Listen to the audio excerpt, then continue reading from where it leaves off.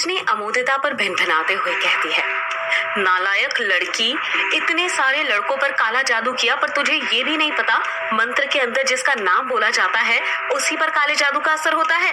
तू तो सिर्फ युग का ही नाम लेगी ना तो वही तेरे वश में आएगा, समझी? हाँ माँ, समझ गई। चल अब मैं जा रही हूँ। याद रखना 108 बार मंत्र का जाप करना है और इस दौरान अपना ध्यान नहीं भटकाना, पूरे मन से जाप करना। जी माँ, जैसा आपने कहा है वैसा ही करूंगी। रजनी पानी का ग्लास उठाती है और वहां से चली जाती है। रजनी के जाते ही अमोदिता चाय गैस पर चढ़ा देती है। वो एक डिब्बे में से लौंग और इलायची निकालती है। अमोदिता लौंग और इलायची को अपने वक्ष से स्पर्श करके पकती हुई चाय के अंदर डाल देती है। अमोदिता चाय को देखते हुए कहती है, ओम नमः कामाख्याय देवी युगवश कुरु कुरु स्वाहा।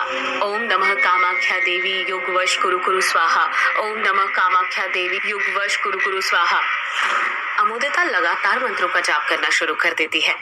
इस तरफ बाहर गार्डन में युग के समझ में नहीं आ रहा था कि वो क्या करे। अपने रिश्तेदारों को बताए या नहीं बताए कि जिस कमरे में यक्षिणी कैद है उसे उसने गलती से खोल दिया था। युग इसी उलझन में फंसा हुआ था। फिर सुदेश उससे पूछता है, बताओ युग बेटा, जीजा जी कुछ पूछ रहे हैं। जिस कमरे में यक्षिणी कैद है तुमने उसे खोला तो नहीं ना? क्या था उस कमरे का नंबर? हाँ याद आया, हाँ 666 यही नंबर था उस कमरे का। युग कुछ जवाब देता उससे पहले ही बल्लू काका बीच में बोल पड़ते हैं, नहीं छोटे मालिक, वो दरवाजा युग बाबू ने नहीं खोला है। मैं जब उस कोठी में युग बाबू को लेने गया था तो मैंने देखा था वो दरवाजा बंद था, उस पर ताबीज भी बंधे हुए थे। जैसे ये बात बल्लू काका ने बोली, दिलीप और सुदेश एक लंबी आह भरते हैं, जैसे उनकी जान में जान आ गई हो। दिलीप अपनी मूंछों पर ताव देते हुए कहता है, चलो कुछ तो ठीक हुआ। कह दो इससे कि वो कोठी बंद कर दे और रहना चाहे तो वो कुछ दिन यहाँ पर रह सकता है। युग गुस्से के साथ कहता है, मामा जी कह दीजिए इनसे कि मैं वो कोठी बंद नहीं करने वाला और मैं अपने ही घर में रहना पसंद करूंगा, किसी और के नहीं। युग की बात सुनकर दिलीप को गुस्सा आ जाता है।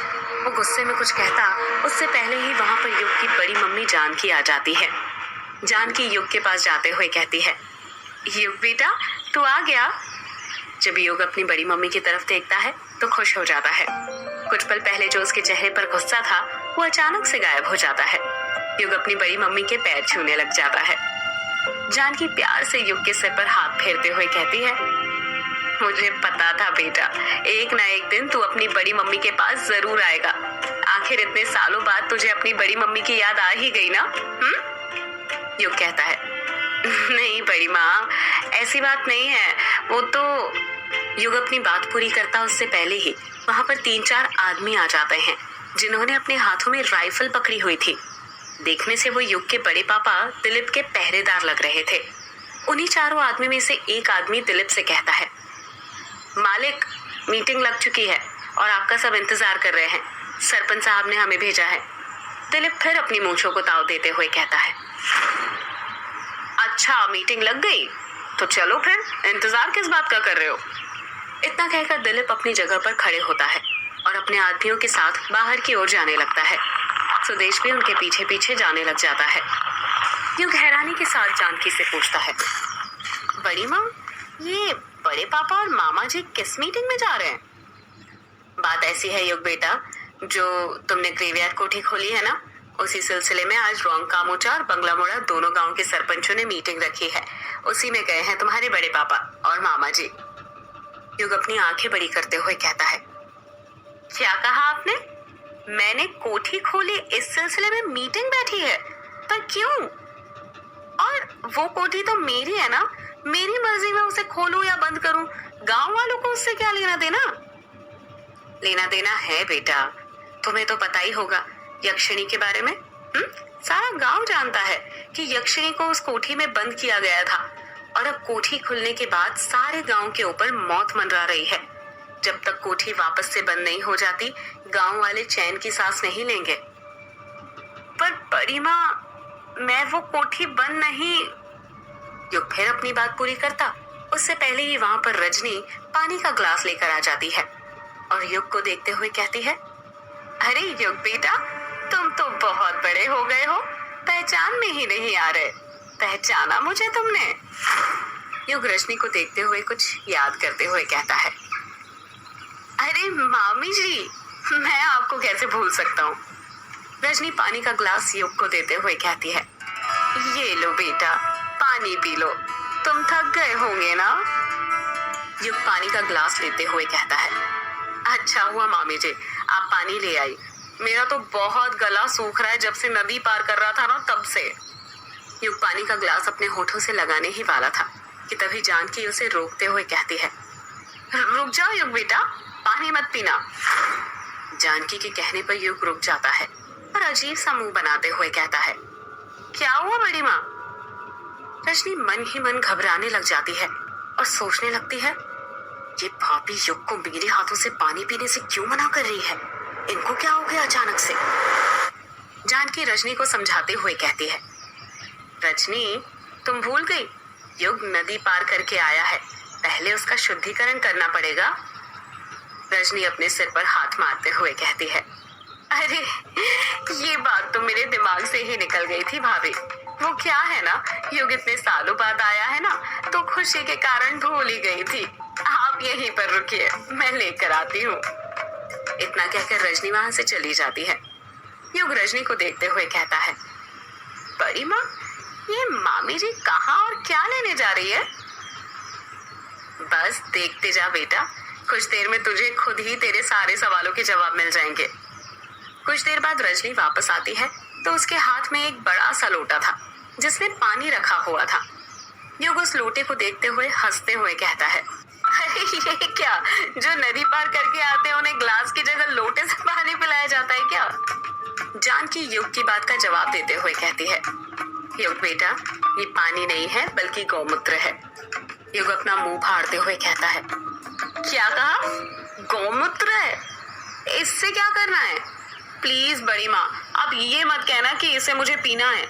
कहीं यहाँ पर ये रिवाज तो नहीं है ना कि जो लोग नदी पार करके आते हैं उन्हें गौमूत्र पिलाया जाता है? युग की बातें सुनकर जानकी और रजनी दोनों ठहाके मार के हंसने लग जाती है। जानकी हंसते हुए ही कहती है कि ये पीने के लिए नहीं है बेटा। तो फिर किस चीज के लिए है बड़ी माँ? जानकी युग की बात का कुछ जवाब नहीं देती और वो लोटा रजनी के हाथों से ले लेती है। जानकी उस लोटे के अंदर का गोमूत्र अपने हाथ में लेती है।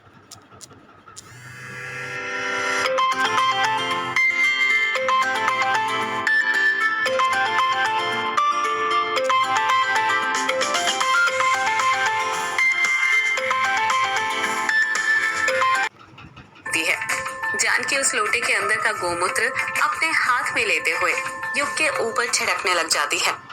युग जानकी को रोकते हुए कहता है कि ये आप क्या कर रही है बड़ी माँ?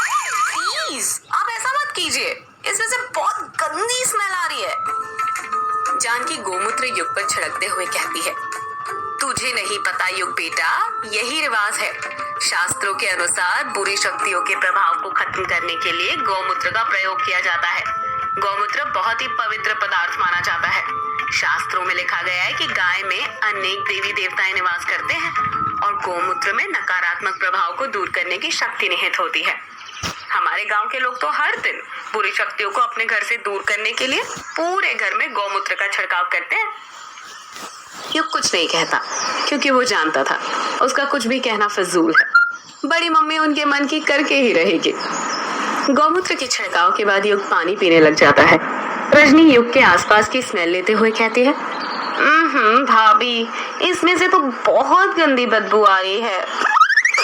युग पानी पीते हुए कहता है, अरे मामी जी स्मेल कैसे नहीं आएगी, अभी कुछ देर पहले तो बड़ी माँ ने मेरे ऊपर मुट्ठी भर भर के गौमूत्र छिड़का है। नहीं युग बेटा, ये गौमूत्र की स्मेल नहीं है, ये बदबू तो ऐसे आ रही है जैसे किसी मरे हुए इंसान के शरीर में से आती है, सड़ी हुई गोभी की तरह।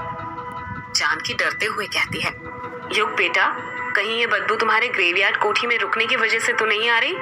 आखिर वहां पर वो यक्षिणी जो कैद है। जानकी की बात सुनकर युग भी घबराने लग जाता है।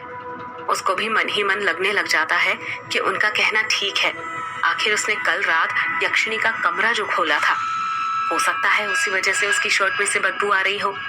पर जानकी और रजनी को उस पर शक ना हो, इसलिए वो बड़े एटीट्यूड के साथ कहता है, अरे नहीं बड़ी माँ, ऐसा कुछ नहीं है, आप भी ना कुछ भी सोचती हैं। युग, जानकी और रजनी आपस में बातें ही कर रहे थे कि तभी वहां पर अमोदिता चाय की ट्रे लेकर आ जाती है। चाय की ट्रे में 4 कप चाय रखी हुई थी। अमोदिता आते से ही कहते हैं, अरे फूफा जी और पापा कहाँ चले गए? मैं तो उनके लिए भी चाय लेकर आई थी। जानकी अमोदिता के सवाल का जवाब देते हुए कहती है, वो तो चले गए बेटा, कोई बात नहीं, ला चाय युग बेटे को और हमें दे दे। रजनी अपने हाथ से अमोदिता की तरफ इशारा करते हुए युग से कहती है, मुझे तो पहचान लिया था तुमने युग बेटा, पर ये बता इसे पहचाना या नहीं पहचाना? युग अमोदिता को ऊपर से लेकर नीचे तक अच्छे से देखते हुए कहता है, ये आपकी बेटी अमोदिता है ना? युग ने इतना ही कहा था कि तभी जानकी खुश होते हुए कहती है, बिल्कुल ठीक कहा मेरे युग बेटे ने, ये सबको पहचानता है, किसी को नहीं भूला। युग उदास चेहरा बनाते हुए कहता है, सिवाय अपनी माँ के। जैसे ही युग ये बात कहता है, अचानक से वहां पर खड़े सभी लोगों के चेहरे की हंसी गायब हो जाती है, जैसे उसे ये बात नहीं बोलनी चाहिए थी। रजनी माहौल को बदलते हुए कहती है, अरे वाह अमोदिता, चाय की खुशबू तो बहुत अच्छी आ रही है, चाय अच्छे से तो बनाई है ना, जैसे मैंने बताई थी? अमोदिता तिरछी आंख से अपनी माँ को इशारा करते हुए कहती है, हाँ माँ, बिल्कुल वैसे ही बनाई है जैसे आपने बताई थी। तो खड़ी क्या है, युग बेटे को देना। अमोदिता युग के पास जाती है और उसे चाय देते हुए कहती है, युग जी चाय लीजिए ना। युग अमोदिता को मना करते हुए कहता है, अरे नहीं अमोदिता, गर्मी बहुत है और मेरा चाय पीने का मन नहीं कर रहा। ये बात सुनकर रजनी को झटका सा लगता है। उसे कुछ भी करके अमोदिता के हाथ की चाय युग को पिलानी थी। रजनी युग पर दबाव बनाते हुए कहती है, पी लो युग बेटा, अमोदिता ने बड़े प्यार से तुम्हारे लिए बनाई है, वरना फेंकने में जाएगी। बस एक बार तुम अमोदिता के हाथ की चाय पीकर देखो, फिर तुम उसी के हाथों की चाय के गुणगान गाने लग जाओगे। वैसे तो सब ठीक है मामी जी, पर पता नहीं आज मन ही नहीं कर रहा चाय पीने का। युग की बात सुनकर अमोदिता का चेहरा छोटा सा हो गया था। जानकी अमोदिता का उदास चेहरा देखते हुए युग से कहती है, पी ले युग बेटा, वरना अमोदिता को बुरा लगेगा। उस बेचारी ने तेरे लिए ही तो चाय बनाई है। और भूल गया बचपन में जब तू अपने गुड्डे की इसकी गुड्डी से शादी करता था तो क्या कहता था कि मेरा गुड्डा तो अमोदिता की गुड्डी के लिए जहर भी पी ले, और अब तू चाय पीने से घबरा रहा है। युग शर्माते हुए कहता है, वो तो बस ऐसे ही बड़ी मम्मी, कहाँ बचपन की बातों को लेकर बैठी हुई है। जानकी और रजनी के फोर्स करने पर युग चाय पीने के लिए तैयार हो जाता है। वो चाय का कप उठाने के लिए अपने हाथ आगे बढ़ाने लग जाता है। जब अमोदिता युग को चाय देने के लिए थोड़ा सा झुकती है तो उसकी नजर युग की आंखों पर पड़ती है और युग की आंखों में देखकर उसके हाथ पैर कांपने लग जाते हैं। वो बहुत नर्वस हो जाती है। जब कोई लड़की अपने बचपन के प्यार को देखती है तो अक्सर उसके साथ ऐसा ही होता है। अमोदिता इतनी नर्वस हो गई थी कि उसके हाथ जोर जोर से कांपने लग जाते हैं और अगले ही पल ट्रे उसके हाथ से छूट जाती है और सारे कप जमीन पर गिरकर धड़ाम से फूट जाते हैं। रजनी गुस्से से कहती है, ये क्या, सारी मेहनत बर्बाद कर दी, एक काम तुझसे ठीक से नहीं होता। जानकी रजनी को समझाते हुए कहती है, अरे रजनी, तू क्यों अमोदिता पर चिल्ला रही है? बच्ची है बेचारी, हो जाता है कभी कभी। और वैसे भी युग बेटे का भी मन नहीं था चाय पीने का, हम ही उस पर दबाव बना रहे थे। इससे हमें ये सीख मिलती है कि हमें कभी भी कोई भी काम ना जबरदस्ती नहीं करना चाहिए। अमोदिता नीचे बैठकर जमीन पर फूटे चाय के कप के कांच ट्रे में उठाने लग जाती है। जानकी उसे रोकते हुए कहती है, अरे अमोदिता बेटा, रहने दे तू, मैं कर लूंगी। युग अमोदिता और जानकी की बातों पर ध्यान नहीं दे। रजनी जमीन पर फूटे चाय के कप के कांच ट्रे में उठाने लग जाती है। जानकी उसे रोकते हुए कहती है, अरे अमोदिता बेटा, रहने दे तू, मैं कर लूंगी। युग अमोदिता और जानकी की बातों पर ध्यान नहीं दे रहा था। वो अपने आसपास देख रहा था। उसे देखकर ऐसा लग रहा था जैसे वो किसी को ढूंढ रहा हो। ये बात रजनी नोटिस कर लेती है और युग से पूछती है, क्या हुआ बेटा, कुछ ढूंढ रहे हो क्या? युग अपने आसपास देखते हुए कहता है, वो मामी जी, मैं सबसे मिल गया पर मुझे कहीं वंदना भाभी नहीं दिखी, वो कहाँ पर है? युग का सवाल सुनकर अचानक से रजनी के चेहरे के एक्सप्रेशंस बदल जाते हैं। उसे देखकर ऐसा लग रहा था जैसे युग ने कोई ऐसा सवाल पूछ लिया था जो उसे नहीं पूछना चाहिए था। अमोदिता भी कांच के टुकड़े बिनते बिनते रुक गई थी। युग कहता है, क्या हुआ, आप सब मुझे ऐसे क्यों घूर रहे हैं? वंदना भाभी यहाँ पर नहीं है क्या? जानकी हिचकिचाते हुए कहती है ना युग बेटा, वंदना यहीं पर है, पर अपने कमरे में है। मुझे उनसे मिलना था बड़ी माँ, उनसे भी तो मिले हुए कई साल हो गए और आप सबको तो पता ही है बचपन में भाभी मेरा कितना ख्याल रखती थी। हाँ वो तो है बेटा, पर जानकी अपनी बात पूरी करती उससे पहले ही युग कहता है, पर क्या बड़ी माँ, प्लीज बताइए ना, भाभी का कमरा कहाँ है? मैं अभी उनसे मिलकर आता हूँ। जानकी अमोदिता से कहती है, जा अमोदिता, युग बेटे को वंदना के कमरे में ले जा। जैसे ही अमोदिता ये बात सुनती है, अमोदिता के डर के कारण हाथ पैर कांपने लग जाते हैं।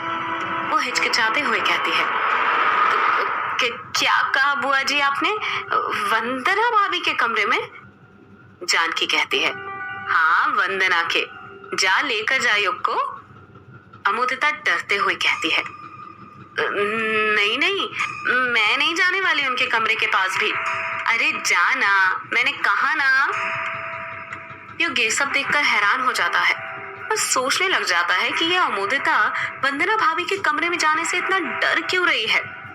रजनी अमोदिता पर चिल्लाते हुए कहती है, नालायक लड़की, तेरे एक बार में समझ में नहीं आता क्या? भाभी कब से तुझे कुछ करने को बोल रही है और तू यहाँ पर बैठी हुई है। क्या यही संस्कार दिया है मैंने तुझे, बड़ों की बात ना मानना? रजनी के चिल्लाने पर अमोदिता अपनी जगह पर खड़ी हो जाती है और युग से कहती है, चलिए युग जी। अमोदिता और युग सीढ़ियां चढ़ते हुए वंदना के कमरे की ओर जाने लग जाते हैं। जैसे जैसे अमोदिता वंदना के कमरे की तरफ अपने कदम बढ़ाते जा रही थी, उसके अंदर का खौफ बढ़ते जा रहा था। युग के तो कुछ समझ ही नहीं आ रहा था कि अमोदिता वंदना भाभी के कमरे में जाने से इतना घबरा क्यों रही थी।